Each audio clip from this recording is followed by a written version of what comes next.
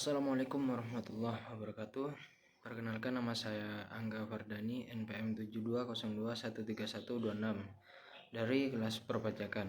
Di sini saya akan menjelaskan sedikit tentang menghitung penghasilan kena pajak (PKP) dan menentukan besarnya pajak yang terutang dan penentuan PPh dengan norma perhitungan.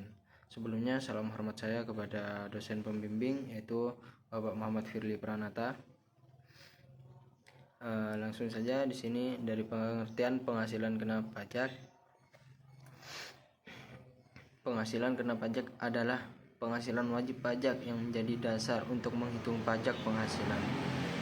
Apabila dalam menghitung penghasilan kena pajak, penghasilan bruto setelah dikurangkan dengan biaya untuk mendapatkan, menagih dan memelihara penghasilan didapat kerugian, maka kerugian tersebut dikompensasikan mulai dengan penghasilan tahun pajak berikutnya sampai dengan berturut-turut 5 tahun.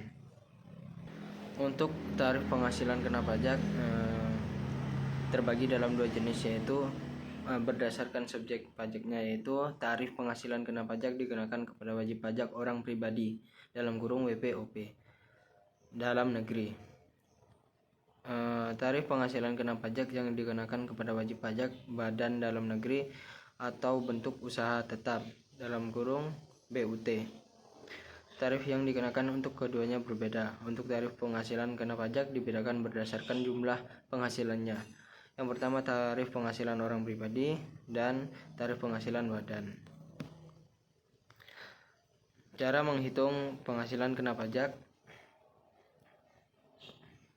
Cara menghitung pajak penghasilan orang pribadi sebagai pengusaha yang diperoleh dari gaji atas usahanya dihitung berdasarkan aturan umum PPh yang berlaku untuk karyawan pada umumnya, yakni PPh dari gaji sama dengan penghasilan bruto dikurangi PTKP kali tarif pajak.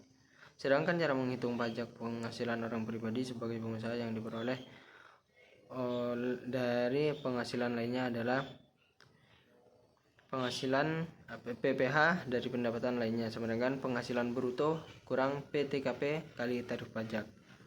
Untuk penghasilan neto sama dengan penghasilan bruto kali presentasi norma perhitungan penghasilan neto NPBN. Untuk pajak terutang merupakan pajak yang harus dibayar dalam masa pajak, tahun pajak atau bagian tahun pajak sesuai ketentuan perundang-undangan perpajakan yang berlaku.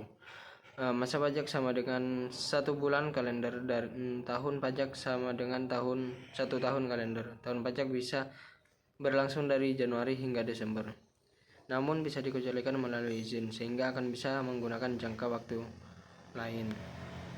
Untuk melakukan perhitungan PPh terutang, di sini diatur dalam pasal 17 Undang-Undang PPh. Menghitung tarif pajak penghasilan terutang dilakukan dari jumlah penghasilan yang didapatkan bagi wajib pajak orang pribadi yang sudah memiliki nomor pokok wajib pajak NPWP.